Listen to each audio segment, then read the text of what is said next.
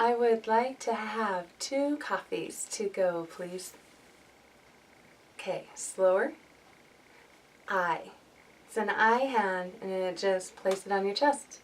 I would. It's a W hand. Place your first finger on your jaw and bring it forward into a D hand. Would, like. So it's a 5 hand, and your middle finger and your thumb are going to come together and touch as it comes away from your body. Like.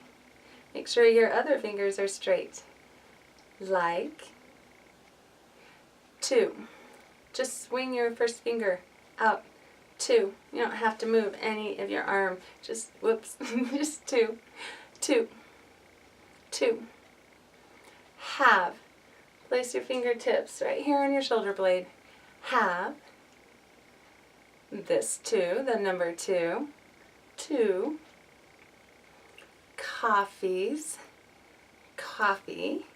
Make sure you're grinding your coffee on your support hand side, and your lead hand goes out and to the opposite side, then back in and around. Coffee. Coffees. 2. Go. You go to the support hand side. Go. Please.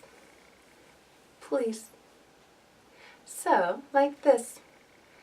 I would like to have 2 coffees to go, please.